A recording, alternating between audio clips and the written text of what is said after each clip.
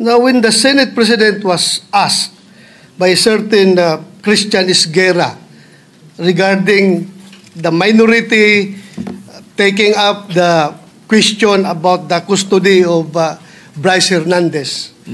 Ito po ang sagot ng ating Senate President, which I find it very sad because being the Senate President, we hope that you are going to take care of not only the majority, because you are not the majority leader, you are the Senate President, and we hope that the majority and the minority will be taken care of by the leadership of the Senate. And if I quote your answer, Mr. President, gimmick yan ng minority. Hindi ba nila naiisip na baka si Martin Romualdez ang tuta ko? Makabintang sila porque pinagbigyan ko yung TRICOM, tuta na ako.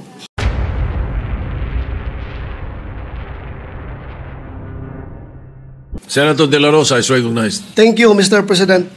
Mr. President, since nabanggit mo na lang rin lang na yung pagpangalaga sa lahat ng miyembro ng Senado ay isang tungkulin ng Senate President. I just would like to bring to the attention of the Senate President. I came across with the news. Now, when the Senate President was asked by a certain Christian Esguerra regarding the minority taking up the question about the custody of Bryce Hernandez. Ito po ang sagot ng ating Senate President, which I find it very sad because being the Senate President, we hope that you are going to take care of not only the majority, because you are not the majority leader, you are the Senate President, and we hope that the majority and the minority will be taken care of by the leadership of the Senate. And if I quote your answer, Mr. President, gimmick yan ng minority. Hindi ba nila naiisip na baka si Martin Romualdez ang tuta ko? Makabintang sila porque pinagbigyan ko yung TRICOM, tuta na ako. May ginawa ba akong illegal? Yung request ng House of Representatives, illegal? Hindi. Ang gusto ninyo, awayin ko yung House of Representatives on day one. Mamatay sila sa sama ng loob. So, malungkot lang ko ito, dalawang punto, Mr. President. Unang-una, yung mamatay sila sa sama ng loob. Kami, Mr. President, hindi mo po kami mapatay sa sama ng loob dahil hindi na po masama ang loob namin dahil tanggap na namin na kami ang minority. Ang kinasama lang ng loob namin is bakit kailangan pang patayin kami sa sama ng loob? Hindi na po masama ang loob namin. Tanggap na namin na kami minority. At pangalawang punto, Mr. President, gimmick lang ng minority yan. Ang Senado po, hindi po ito noon time TV show na puro gimmick ang ating tinitikap dito. Kami po ay nag-raise dito ng legitimate issues which requires legitimate attention. So, Mr. President, ako po ay nalulungkot, which brings me to my parliamentary inquiry, Mr. President, na yung si Bryce Hernandez, yung kanyang custodiya was transferred, physical custody, I'm talking about physical custody, was transferred from the Pasay City Police Station to the Senate Sergeant-at-Arms room. Through yung from correction, from Camp Crame to Pasay, it was done through plenary action. Now, lately we heard that he was again transferred from Pasay to the Senate without plenary action. This is my parliamentary inquiry. Kung is a parliamentary action can be subverted by an action which is not a parliamentary action? Yun lang tanong ko. Matter of procedure lang, Mr. President. Dahil kung ganun, kailangan klaruhin natin yung ating rules. Thank you, Mr. President. Before I recognize the Majority Leader to place on record the recommitment of Mr. Hernandez, when I said mamatay sila na sama ng loob, we were addressing the trolls. Because it was the trolls who were saying something to that effect.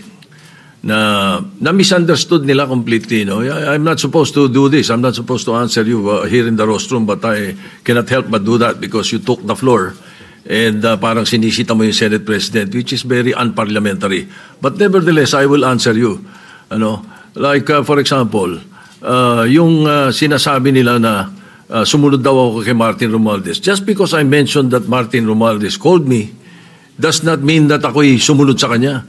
The request was coming from the House of Representatives, and the request was to retain Hernandez in Congress. At doon ako hindi pumayag. Is that being tuta? So you cannot help but also think na sasama ang loob ko pag binabibintangan ako ng salita. Hindi po ba? So ayun, anyway, mabuti na yung masagot natin yan. At sinasabi ko sa kanila, yung mga trolls, yung mga sinasagot namin. Ngayon, to answer the issue of Mr. Hernandez, the Minority Leader recognized. Sir President, allow me some, magandang hapon po, and allow me to clarify some, for our own peace of heart and mind, and marami kasing nakikinig din na lawyers, legislators, para lang klaro yung records, no? There are a few things I rely on. I rely on rules. The Bible is full of rules, and I believe kung ano itanim, yan ang anihin. The Senate, may rules yan. So, minority, majority, sigurado tayong masusunod yung rule.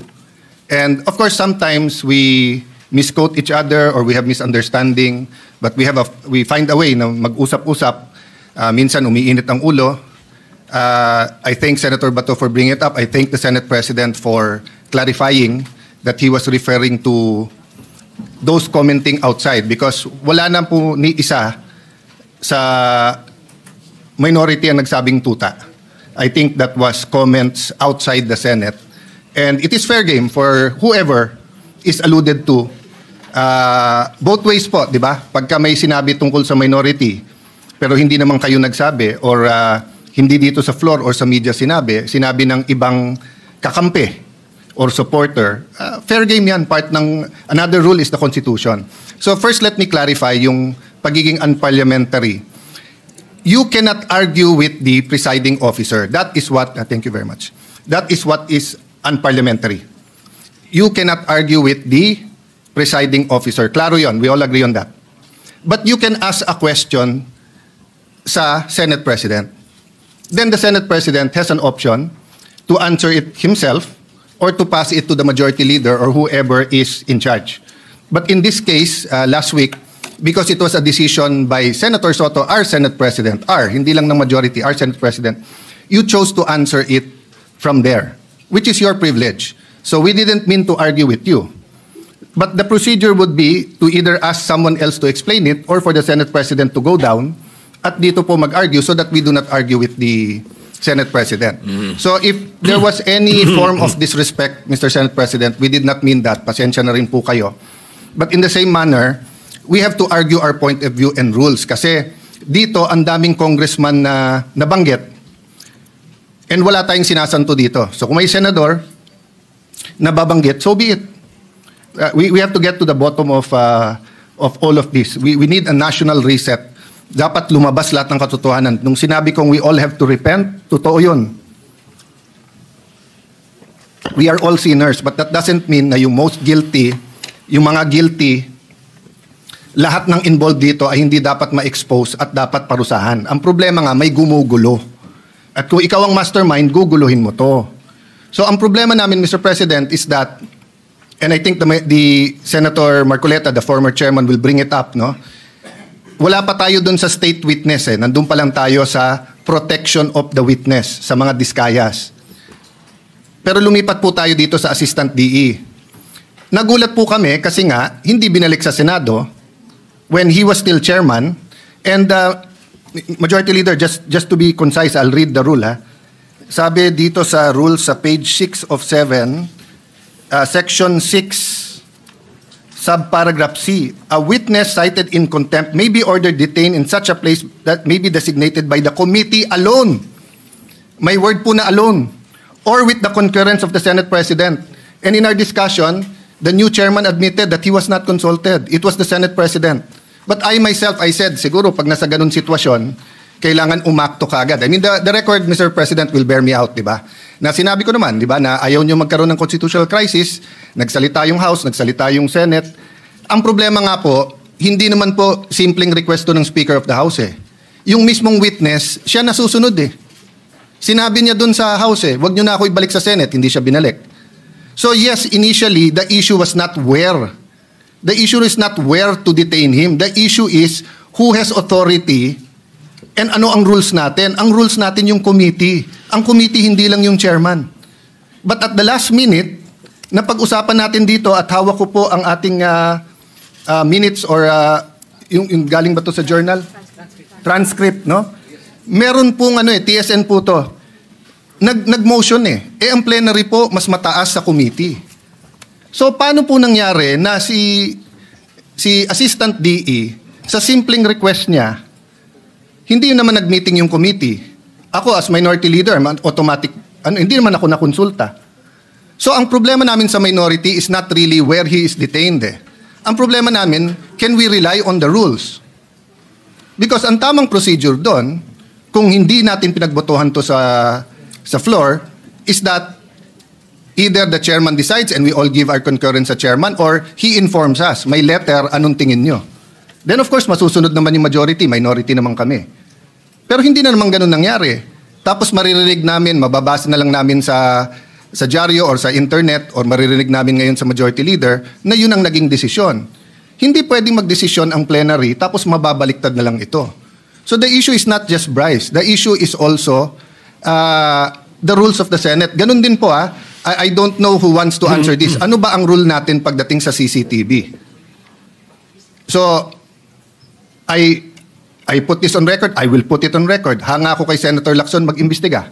And I support him to go all the way. But hindi ba kung meron tayong sinususpetsya dito, you make a request for the CCTV. And then, you have a conclusion. Kasi kung hindi, lahat na lang tayo titingin sa CCTV. Tapos sasabihin natin dito, may nakita akong ganito, pumunta sa media. May nakita ko, pumunta sa ganito. Di ba? So, yes, the government is under attack and that's legitimate. The Gen Zs are rising up. That's legitimate. They should. But we should not attack ourselves.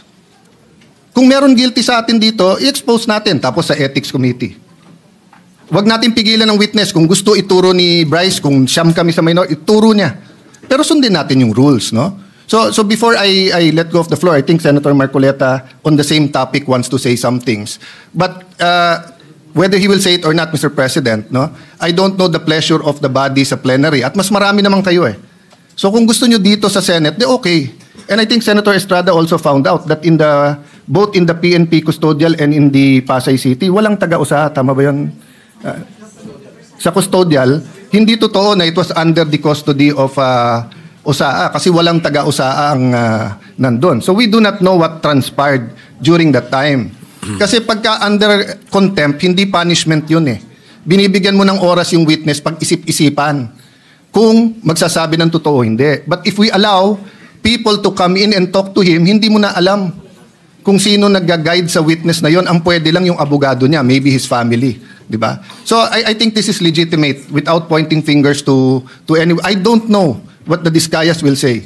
I don't know what Bryce Hernandez will say. Let them say everything they want to say. As Senator Ping naman said, may resibo. Pero katulad kay Joel Villanueva, peke yung resibo, ghost yung resibo eh. Hindi pala screenshot yun eh. Pinicturan pala ang cellphone. Ang screenshot, cellphone, sinave mo yung screen. Eto, cellphone, kinunan. O sabihin mo na, sige, let's not on technicalities. Tapos tignan mo yung laman. Yung laman, member daw siya ng CA, hindi siya member ng CA doon. At tapos na. Kay Senator Jinggoy, naka-Amerikana. Minsan na nga lang mag-Amerikana yung tao eh. Nung birthday niya. Pero ang picture sinabi, birthday niya, hindi naman. So yes, may resibo. Pero may peking resibo eh. But we will address that at the right forum, Mr. President. But again, we have to follow the rules. Sabi ng Supreme Court sa case ni Vice President Sara, sa tamang paraan, sa tamang panahon. Senator Marcoleta, will you